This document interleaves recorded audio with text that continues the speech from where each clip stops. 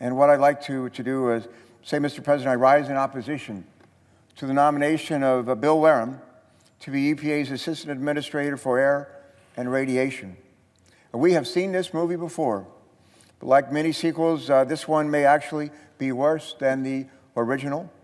My opposition to this nominee should not come as a surprise to my colleagues or to Mr. Wehrum, because in 2005, President George W. Bush nominated him for the exact same position, Air Administrator for Clean Air for Radiation at EPA. I opposed his nomination at the time, as did many of our colleagues, and he was not confirmed. Prior to his nomination prior to his nomination in 2005, Mr. Wehrum was an industry lawyer and later a political employee at the EPA. He served as chief counsel to Jeff Homestead, then the acting assistant administrator for air and radiation from 2001 through 2005. And while serving at EPA at this time, Mr. Wehrum had a concerning track record of suppressing scientific information and the work of the EPA career staff, deferring to industry on issues of public health, and not responding to my colleagues and to me when we were then serving on the Environment and Public Works Committee. President Bush eventually nominated Mr. Wehrum to fill Jeff Homestead's seat and to serve in an acting capacity as Assistant Administrator for Air and Radiation at EPA, something Mr. Wehrum would not be able to lawfully do today. We have here behind me to my left, Mr. President, an editorial from, I think it was 2006, April 2006, the New York Times they published an editorial opposing Mr. Wehram's nomination that mirrored my concerns at the time. And I quote from this editorial: "The Homestead era at EPA will be remembered chiefly for its efforts to weaken the Clean Air Act, particularly with respect to rules governing mercury emissions in older power plants, to manipulate science and to elevate corporate interests above those of the public. Mr. Wehrum, who served as Mr. Homestead's deputy and doctrinal hitman, could make things worse." Close quote. That's a direct quote from this editorial. Mr. President, remember, this is the New York Times editorial from 2006, opposing Mr. Wehram's nomination for the very same position that he seeks today. During the Environment and Public Works Committee's consideration of Mr. Wehram's nomination in 2005, I voted against him because I feared he would continue to fail our clean air and protect public health. Despite the fact that Mr. Wehrum was not confirmed due to his inability to secure the 60 votes needed for cloture on his nomination, he was able to serve as acting assistant administrator for EPA's Air Office for 2 years. Since leaving the EPA, Mr. Wehrum has returned to industry and serves as an industry lawyer in litigation against EPA. Since returning to the private sector, Mr. Wehrum has reflected on his time spent at EPA. Doing so, he didn't point to the good work he did at the agency to advance public health mission or the lasting protections he helped put in place that made a difference in the lives of ordinary citizens. Instead, he noted that his tenure at EPA was really good for business, saying, and I quote him, here's what he said. He said, "I'm a much better lawyer now than when I first joined the agency. To really get to know how the agency works and how it ticks, I think that is very valuable. I've expanded my capabilities, which will hopefully allow me to be effective in generating business and clients." In generating business and clients. End of quote. Sadly, my fears in 2005 were well-founded, and only one thing has changed. One thing has changed. The Senate rules with respect to the number of votes we need to consider and confirm a nominee. If Mr. Wehrum is confirmed this week, it will be because he is the beneficiary of the Senate's elimination of the requirement that 60 votes are needed to consider nominees. It will not be because he's any better suited for this important job. Mr. President, let me walk through some telling numbers with you and our colleagues this evening. First number, 31. 31 is the number of times that Mr. Wehrum has represented industry against the EPA in federal courts since 2009, 31 times. Let me be very clear on this. After serving in an unconfirmed capacity at EPA for 6 years because he was too far outside the mainstream to be confirmed by this body, Mr. Wehrum then left the agency and has spent his years since then suing that very same agency and attempting to weaken environmental and public health protections on behalf of his industry clients. Many of these lawsuits are still ongoing, and in the majority of the pending lawsuits, Mr. Wehrum has represented the interests of big oil. Let's look at another poster here. Number 27. Well, what's 27? Refers to the number of times that public health groups prevailed in court when challenging Bush-era clean air regulations that Mr. Wehrum helped to craft because they did not follow the law or sufficiently protect public health. Failing to follow the Clean Air Act intent meant delays in public health protections and uncertainty for businesses across America. Now, I don't doubt that Mr. Wehrum is a fine lawyer, so why were so many of his rules, the rules he helped to write, found to be unlawful? The confirmation process is essentially a job interview. Not a job interview with EPA, in a sense, not really a job interview with us, but just as much a job interview with the American people. In this case, Mr. Wehrum is essentially applying for the job he already had at EPA, and you'd think that would be easy. But Mr. Wehrum's resume shows that a great deal of the work that he did in his last job as acting assistant administrator for air and radiation was not up to par. And in this job, subpar work impacts millions of Americans, especially children and the most vulnerable among us. Next number 10. 10 is the number of additional years that children were exposed to toxic air emissions from power plants because of delays Mr. Wehrum helped put into place while at the EPA. Next, number 8. Number 8 refers to the number of days before Mr. Wehrum's latest confirmation hearing that he was in a courtroom arguing against rules that would protect 2.3 million miners, construction workers, and bricklayers. According to Mr. Wehrum, people are, and I quote him, people are designed to deal with dust. People are in dusty apartments all the time, and it doesn't kill them. End of quote. Next number is 2. The number of times the D.C. Circuit Court cited Alice in Wonderland in its decisions to reject EPA rules that Mr. Wehrum helped craft, because in the court's view, the regulations were based on fantasy rather than following the rule of law. Next number is 1. 1 is the number of times that language from a law firm that represented industry and also happened to be Mr. Wehrum's former employer made it verbatim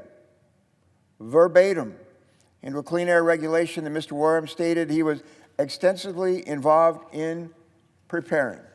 Think about that. 0. The number of times that Mr. Wehrum advocated in court for stronger clean air regulations since leaving the EPA. Especially a troubling number for those of us living in downwind states like Delaware. We live at the end of America's tailpipe along with our neighbors in Maryland and New Jersey and Pennsylvania, New York, and folks all the way up to Maine. 0 is also the number of times that Mr. Wehrum expressed a desire to protect public health when I met with him prior to his confirmation hearing. Mr. President, Mr. Wehrum sits before us again today, nominated for the very same position he was nominated for 12 years ago. After reviewing Mr. Wehrum's record, talking to him in person and listening and reading his answers during the hearing process, my position has not changed since 2005, primarily because his views do not appear to have changed. Like other EPA nominees, Mr. Wehrum was evasive on many of the questions asked of him, even convincingly forgetting a case that he worked on against the renewable fuel standard in National Chicken Council et al. Versus EPA. However, what was clear in the answers that he did give and and his conversation with me is that public health simply is not Mr. Wehrum's main concern.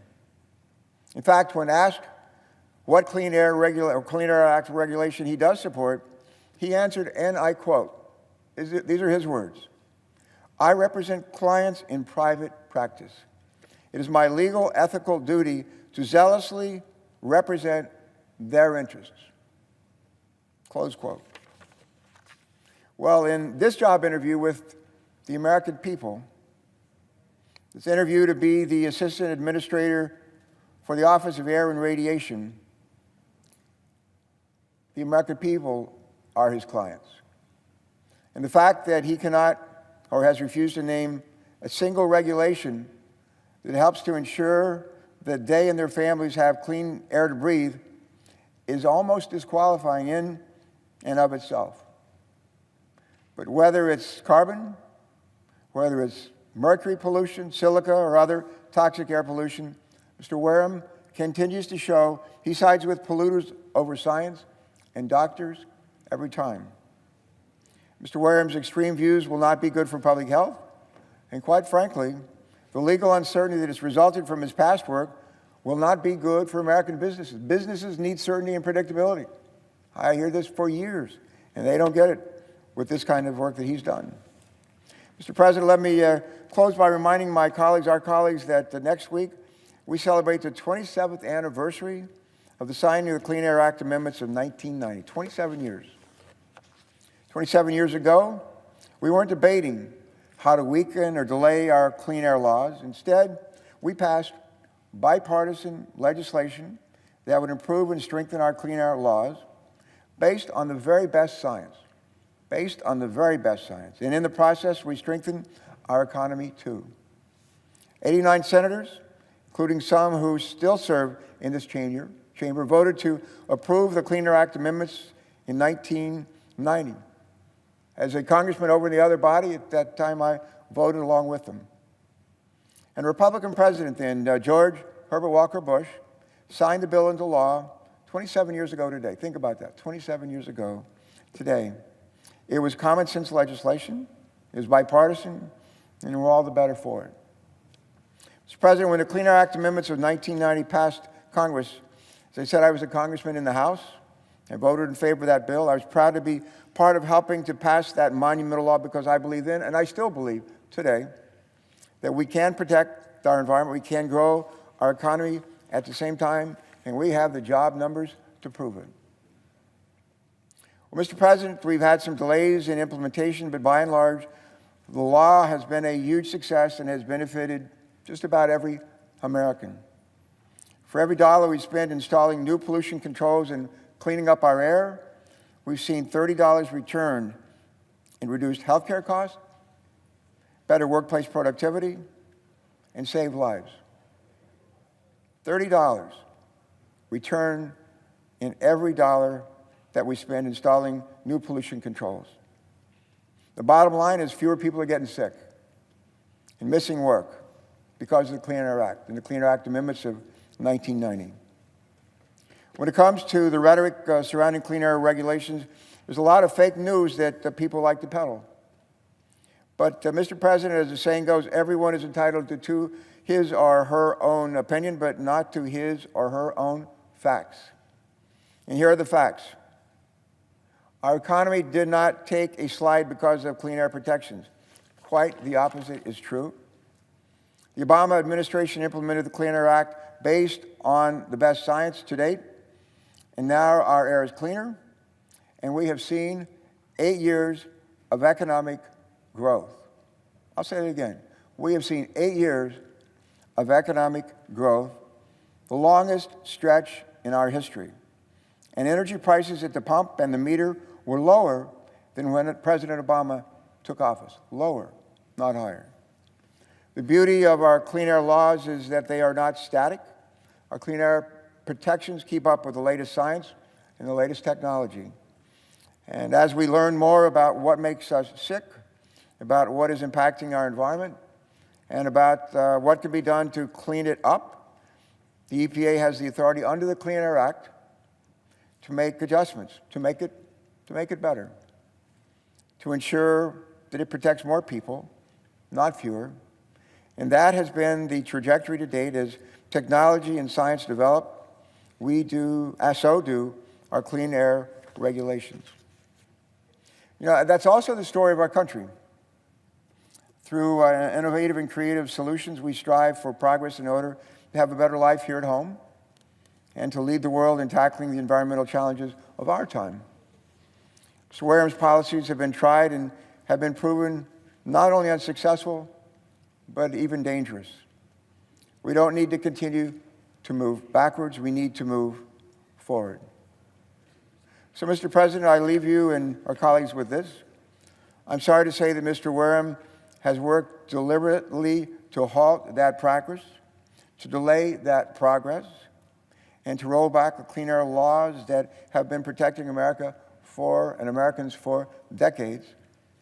Unlike many of the nominees who have come before us this year, unfortunately, we don't have to speculate about how Mr. Wehrum would do in this position.